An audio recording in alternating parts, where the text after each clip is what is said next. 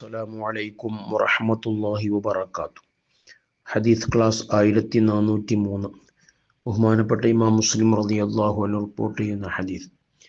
അൻ അബീ ഹുറൈറ റളിയല്ലാഹു അൻഹു ഖാൽ, അബൂ ഹുറൈറ റളിയല്ലാഹു അൻഹുവിൽ നിന്ന് നിവേദനം, അവിടുന്ന് പറഞ്ഞു, ഖാല റസൂലുള്ളാഹി സ്വല്ലല്ലാഹു അലൈഹി വസല്ലം, ഹബീബ് സ്വല്ലല്ലാഹു അലൈഹി വസല്ലമ തങ്ങൾ പറഞ്ഞിരിക്കുന്നു, അന സയ്യിദു വൽദി ആദം യൗമൽ ഖിയാമ, ഖിയാമത്ത് നാളിൽ ആദം സന്തതികളുടെ നേതാവാണ് ഞാൻ.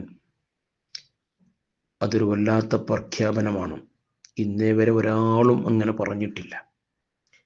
ഖിയാമത്ത് നാളിൽ ഉമ്മത്തിൻ്റെ മാത്രമല്ല, ആദം നബി അലൈഹിസ്സലാം മുതൽ ലോകാവസാനം വരെയുള്ള എല്ലാ മനുഷ്യരുടെയും നേതാവാണ് ഞാൻ. മറ്റൊരു ഹദീസിൽ അന സയ്യിദുൻ നാസ്, മറ്റൊരു റിവായത്തിൽ അന സയ്യിദുൽ ആലമീൻ, ലോകത്തിൻ്റെ തന്നെ നേതാവാണ് ഞാൻ. ഖിയാമത്ത് നാളിൽ ആരാരും സഹായിക്കാനില്ലാത്ത ആ സമയത്ത് എല്ലാ മനുഷ്യരുടെയും അമ്പിയാക്കളുടെയും ഒക്കെ നേതാവ് ഞാനാണ്. അവ്വലു മൻ യൻഷഖു അൻഹുൽ ഖബർ, ആദ്യമായി ഖബർ പിളർന്നു മഹ്ശറയിലേക്ക് എഴുന്നേറ്റ് വരുന്നതും ഞാനാണ്. അവ്വലു ശാഫിഇൻ അവ്വലു മുശഫ്ഫഅ, ആദ്യമായി ശുപാർശ ചെയ്യുന്നതും ശുപാർശ സ്വീകരിക്കപ്പെടുന്നതും എൻ്റെതായിരിക്കും. ആദ്യമായി ഖിയാമത്ത് നാളിൽ മഹ്ശറയിൽ ആദ്യമായി ശുപാർശ ചെയ്യുന്നത് മുത്തനബി സ്വല്ലല്ലാഹു അലൈഹി വസല്ലം തങ്ങളാണ്. അവിടുത്തെ ശുപാർശയാണ് ആദ്യമായി സ്വീകരിക്കപ്പെടുന്നത്. തുല്യതയില്ലാത്ത നേതാവ്, ലോകത്തിന് മുഴുവൻ നേതാവാണ് അവിടുന്ന്.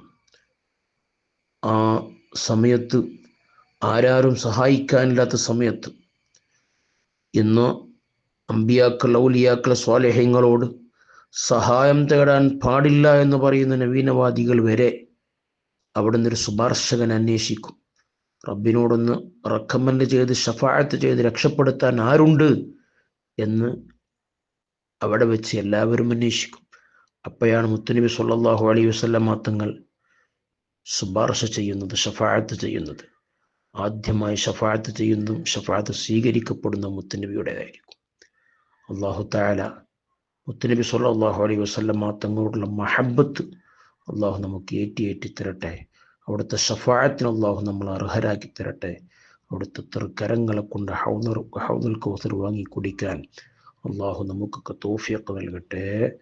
ആമീൻ യാ റബ്ബൽ ആലമീൻ. വസല്ലല്ലാഹു അലാ സയ്യിദിനാ മുഹമ്മദിൻ വഅലാ ആലിഹി വസഹ്ബിഹി വസല്ലം.